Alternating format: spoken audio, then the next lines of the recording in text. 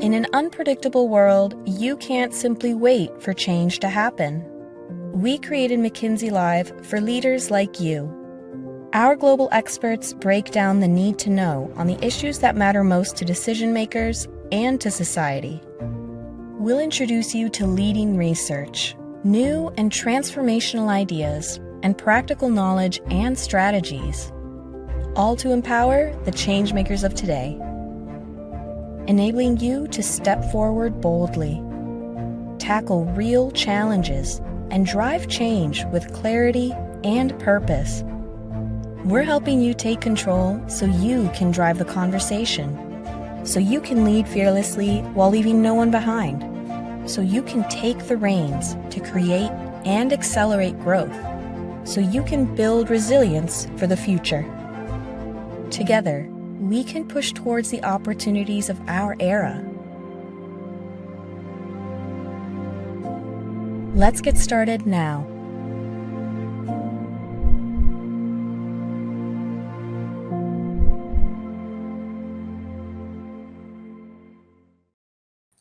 Hello and welcome to McKinsey Live. I'm Lucia Rahili, McKinsey's editorial director and your host for today's event, Powering U.S. Manufacturing, Developing the Rural Workforce of the Future.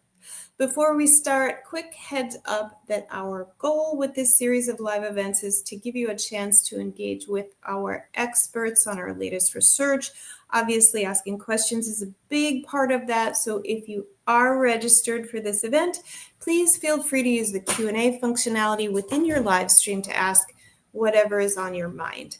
Joining us today are Sarah Tucker-Ray and Duane Pinder, both McKinsey partners and leaders of the McKinsey Institute for Economic Mobility, which is our think tank focused on inclusive economic growth.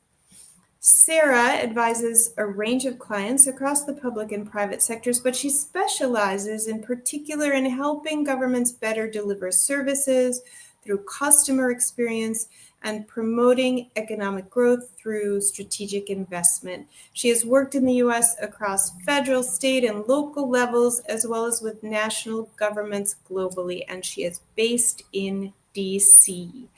And Duane is a leader in our education practice and actually was one of the co-founders of the McKinsey Institute for Economic Mobility. Prior to joining McKinsey, Duane worked for Teach for America as Director of Growth, Development, and Partnerships and helped to launch its presence in Ohio, where he is based. Sarah and Duane, welcome to McKinsey Live, and thanks for making the time to be together with us as we close in on these dog days of summer. Thank you for having us. So let's get rolling, and I would love to start with some context on this brand new research, which was published earlier this week. It's called Small Towns Massive Opportunity, Unlocking Rural America's Potential, and you can find it on our website, mckinsey.com. So the rural-urban divide has become kind of a headline topic here in the U.S., and the political climate has trained something of a spotlight on what we perceive as that binary. But what was the impetus for you to focus on rural communities in this particular research project? Sarah, let's start with you. Thank you. We chose to focus on rural because rural is often misconceived, and it's personal for us. I'm from Memphis originally, have family all through rural Mississippi, have lived in rural Florida. So many of our colleagues live in and care about rural, and we felt we could bring the power of our firm to make rural issues really at the center of the discussion, such that we can improve lives and livelihoods across rural America. This misconception is really that, rural is not representative of the whole U.S., or there's not economic opportunity, or that it's just a monolith, that all of rural is the same. We really sought to break that apart. Rural represents 1 in 7 Americans, contributing more than $2 trillion in GDP, and offering not just untapped scale, but real economic potential. There's everything from agricultural powerhouses, which may be that common picture of who is rural, but that really misses thinking about resource-rich regions, manufacturing-centric communities, each with distinct needs and trajectories.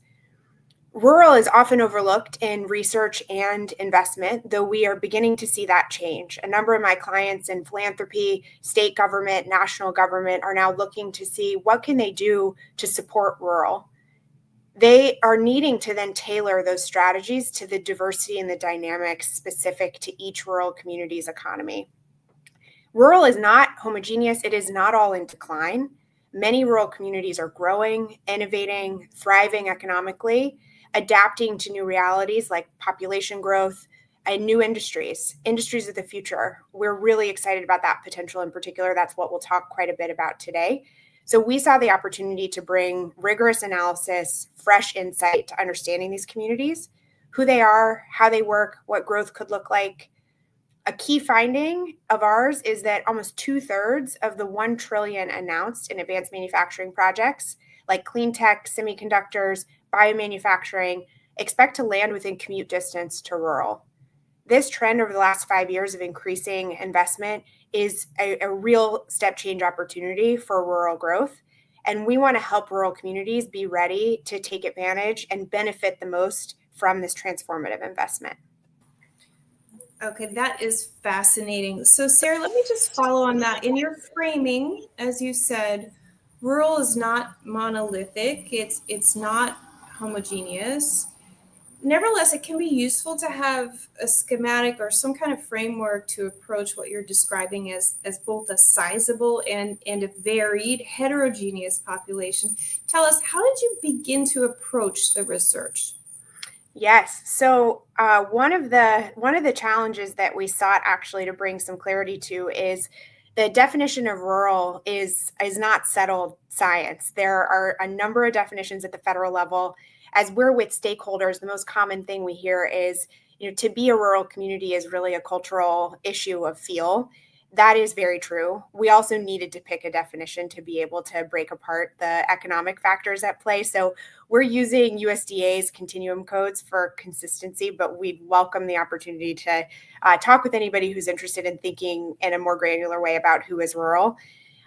We looked at all economic and demographic indicators. We looked at GDP in terms of how much each region is producing, labor force participation, migration patterns, industry concentration.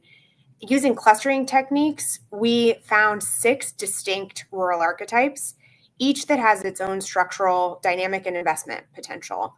We actually think using this segmentation is an incredibly important step one to pinpointing where opportunity lies for companies who are thinking about their investment strategy, for companies who are thinking about their workforce partnership opportunity, what their workforce pipeline looks like, for state governments who are thinking about economic development strategies, and of course for philanthropy and the social sector who are considering how can they be supportive of the continued dynamism of these economies.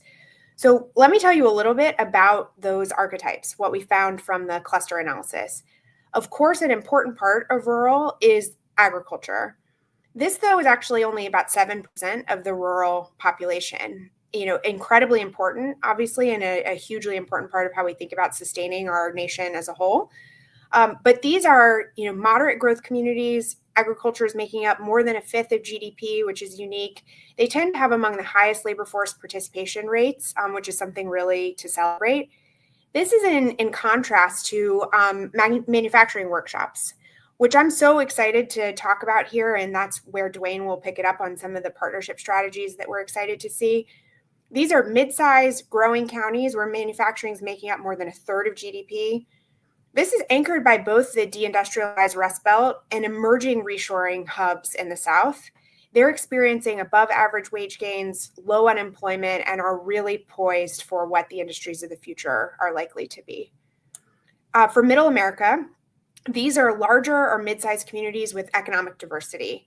No heavy dependence on one sector, which is a strength and in some cases perhaps a weakness as you think about how can you invest to build a continued cluster.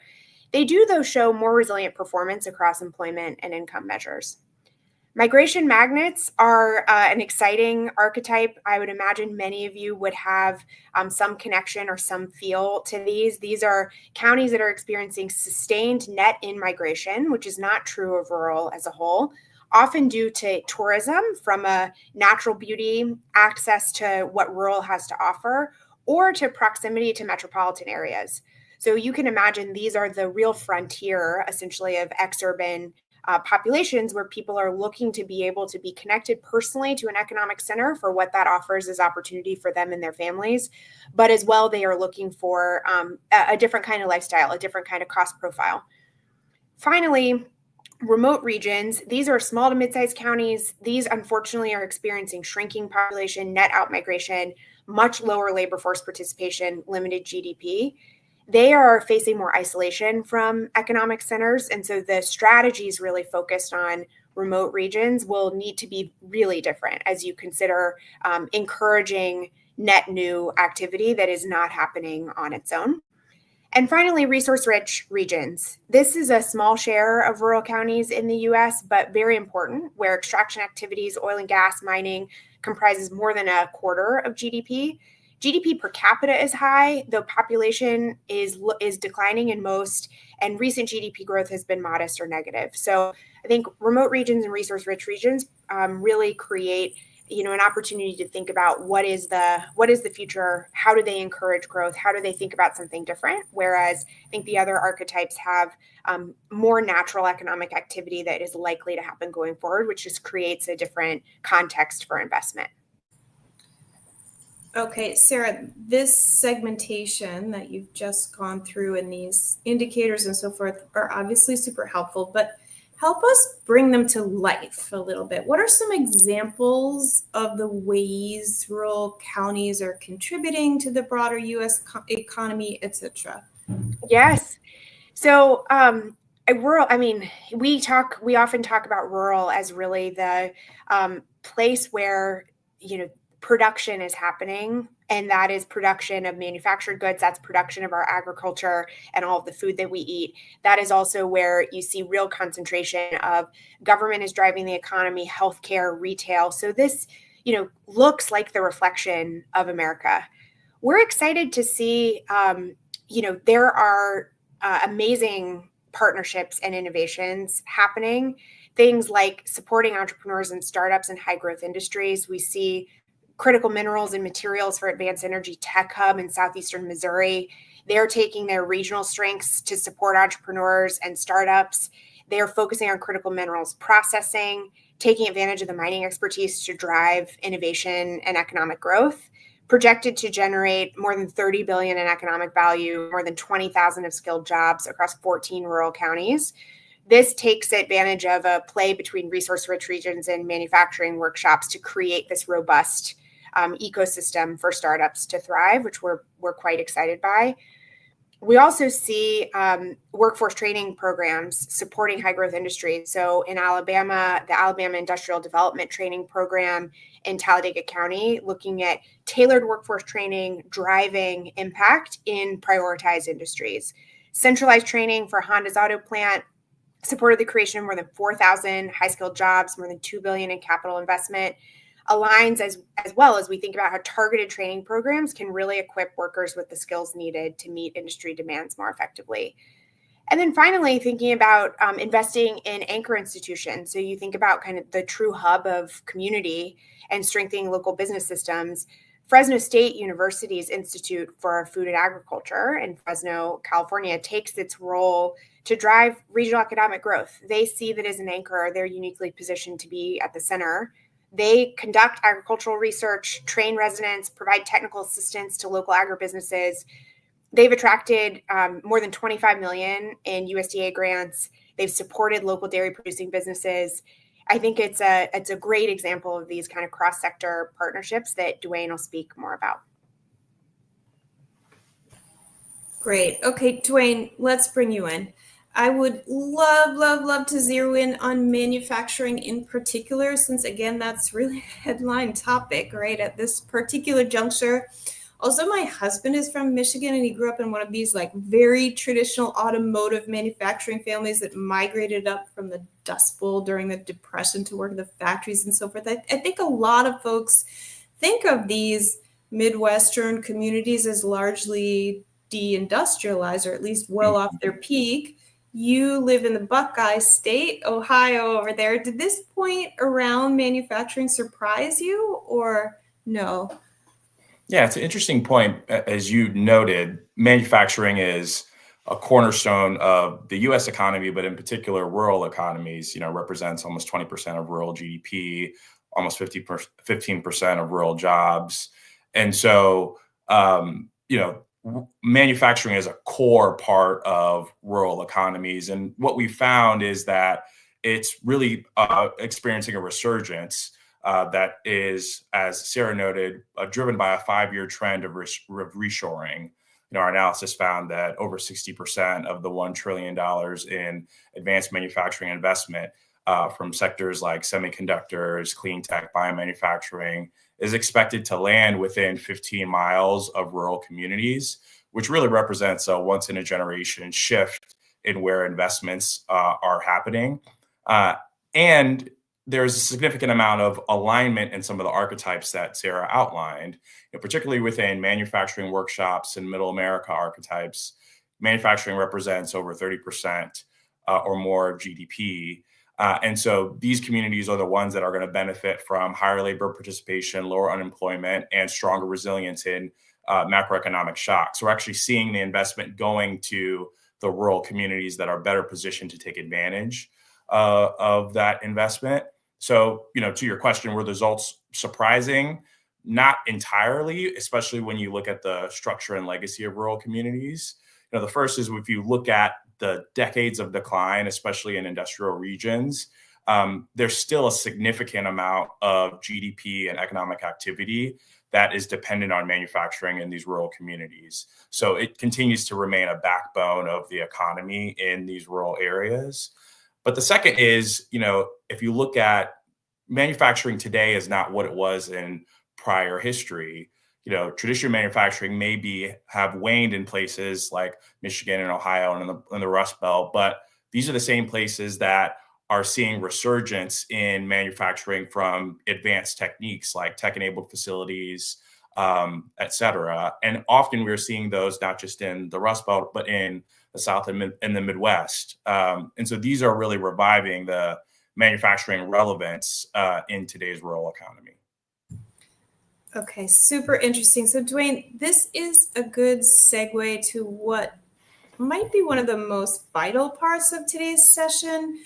Powering a resurgence of U.S. manufacturing feels like an undeniable opportunity and really a win-win, right? Both for residents of rural communities and also for the U.S. economy more broadly. But powering that resurgence also means qualified talent, people who have the skills actually to do this kind of work. What do the skills and the potential workforce landscape look like as you were researching talent, supply, and demand in rural communities? Yeah, so this is one of the core findings in our research. And if you spend time with leaders in the state of Ohio, as I do, the number 1, 2, and 3 topic that they talk about is how are we going to find the workforce that is going to be able to match the demand that is created by the investments that are happening all across the state. And so when we actually looked at the data, we found that while the manufacturing opportunity is real, there could be a projected 2.1 million worker shortfall by 2030. And so we are not on the current pace to meet the demand of workers that we're going to need to actually realize the scale and potential of these investments. And so we're going to need folks with the right skills. As we talked earlier, manufacturing today is not the same as it was in prior generations. And so it's demanding tech-enabled skills, mechatronics, robotics, programming, et cetera. Many of these roles don't require 4-year degrees, but they do require structured training that often is provided in vocational programs or through credentials. And the challenge is when we look at the positioning of rural communities, rural residents are less likely relative to their urban peers to switch industries, to move for work, and to pursue training. There's a significant gap relative to the population that actually is planning to pursue training relative to urban respondents, about a 20 percentage point gap. And so you have a challenge potentially of lower awareness and a challenge relative to lower access and mobility to be able to access the training to prepare for these jobs. And so what is it that we need to do in order to realize the investments given the context? We centered in our research on the opportunity for the K-12 system in rural economies to play a significant role. They have a significant part of rural economies already, but they have an even greater potential to become full partners in this effort. The first thing we heard from manufacturing leaders was really focusing on the core skills: math, literacy, critical thinking. These are must-haves for the current jobs and jobs of the future. And it's challenging when we look at the overall educational landscape, especially in distressed communities. These are the skills that are starting to decline, even if we look at post-pandemic results. And so, priority one is very much focusing on increasing the investment and focus on core literacy, math, and critical thinking skills. But in addition, rural K-12 systems have the opportunity to build career pathways by partnering with industry in their area, creating real opportunities for rural residents to learn and progress through positions and beyond. And so when we look at the opportunity of the K-12 system to partner with the manufacturing that is happening in rural economies, we see a significant opportunity for increased economic benefit. K-12 industry initiatives, by our analysis, could unlock over $30 billion in new rural wages annually, and over $20 billion of improved employer productivity and retention. So these benefits not just accrue to the individuals that are experiencing the increased pay, but also the broader economy in terms of the economic mobility and resilience that surrounds. And so, a significant opportunity for the industry that is being invested in and coming to these rural communities, and the K-12 systems that are already located in those communities that have the trust and are educating the workforce of the future to partner more deeply. Okay, so suppose I'm a leader, it could be a business leader or a nonprofit leader for that matter, a civic or an educational organization. You're obviously making a super compelling case, but what do I do next? How should I think about approaching and acting on this opportunity? Yeah, so what we found was, yes, this is a once in a generation opportunity. Yes, there's activities that are happening on the industry level and that are happening at the K-12 level, but they're not always in sync. One manufacturing leader described the K-12 system and the manufacturing ecosystem as two ships passing in the night. And so how do we take an all hands on deck approach, take a certain set of actions that act in concert to be able to benefit residents and to be able to create the workforce of the future? And as we thought about it, there's really 4 questions that leaders across all sectors need to think about. One is, Sarah gave an outline of the different specificity and detail of different rural communities. How are business leaders in particular aligning their investments with the specific unique strengths of each rural archetype, understanding that rural is not a monolith and that different rural communities have different strengths and opportunities? How are you aligning your investment strategy to those strengths and opportunities?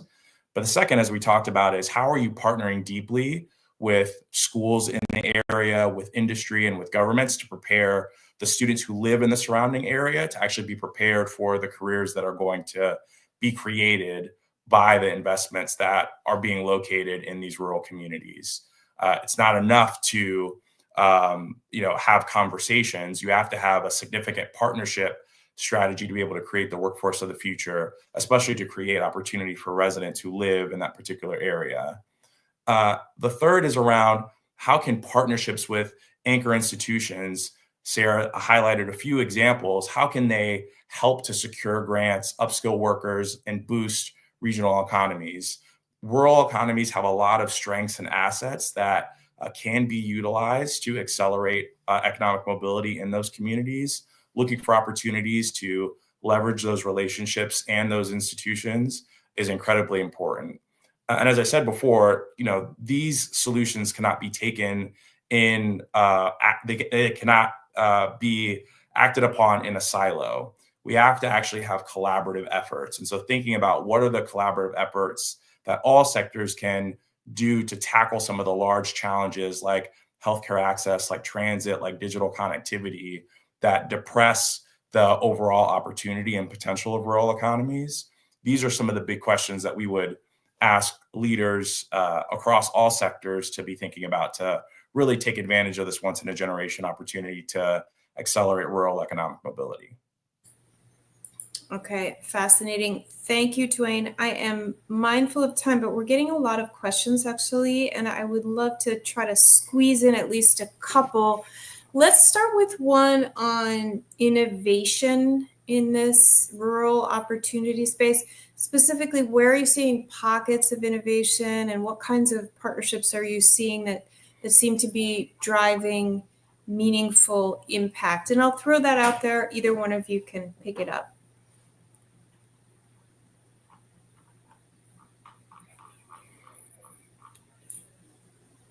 Does one of you want to take that? Yeah, so maybe I'll start with just innovation relative to what we're seeing on training pathways. There's an organization inside of Ohio called the Greene County Career Center, which is partnering with 14 local high schools to create opportunity in the specific jobs of the future. And that's an example where you have a significant amount of industry investment that is happening, but you have an organization that is collaborating across the K-12 system to connect the dots between industry and the K-12 system, and is doing so in a way that is really connected to the jobs that are being created. So that's one example that I would say that's local, that shows how not just industry investments, but also the K-12 system and the existing education ecosystem is trying to respond to prepare workers for the jobs of the future. Mm-hmm.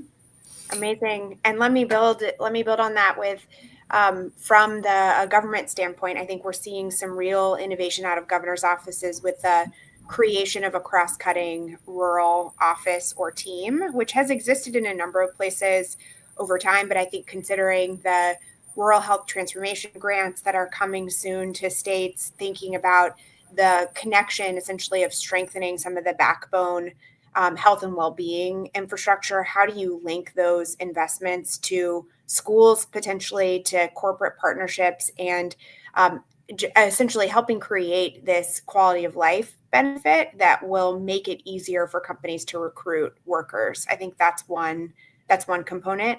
I'd say also in conversation with community development financial institutions, and I've been talking to a number of the large investment banks and other investors who are trying to bring more money to rural. I think they have done very well to work through trusted partners like CDFIs, community development financial institutions, to think about Main Street investments, amplifying the work of small businesses, existing local entrepreneurs, and helping those businesses move into adjacent activities.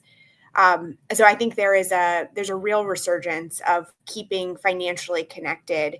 How are you supporting essentially agriculture technology through financial investment that is then allowing those companies to have the supply chain grow and change and bring more jobs to a local economy? And then finally, I think there, from the philanthropy standpoint, where a small share to date of national philanthropy has gone toward rural, I think we're seeing that change. We're seeing real interest in that changing. We've been at a number of tables recently where funders are rethinking what their rural strategy is. And I think those who are doing it well are taking the lesson of the archetypes to bear, and that they are not creating a nationwide rural investment strategy, but instead they are thinking about local and regional partners, the context of the communities in which they're operating, being sensitive to efforts that have not worked and have treated, rural just as a place that's struggling, rather than actually considering where are their pockets of innovation? How do you use the anchor institutions, as I had mentioned? And so I think philanthropy also is innovating quite a bit in this moment and considering how they enter a community and what they invest in. Okay, super interesting. Unfortunately, we are right up against time, so we're going to have to stop. But this has been a great discussion, Dwayne and Sarah. Appreciate your time, and thanks again for being together with us today. Thank you. Thank you, Lucia. And as always, many thanks to all of you in our McKinsey Live audience. Please visit our website, mckinsey.com, for a replay of this event and all previous McKinsey Lives. As well, again, for the full report, once again, that is called Small Towns, Massive Opportunity, Unlocking Rural America's Potential. And stay tuned for details on our next McKinsey Live, which will take place in September. Until then, have a great day or evening and be well.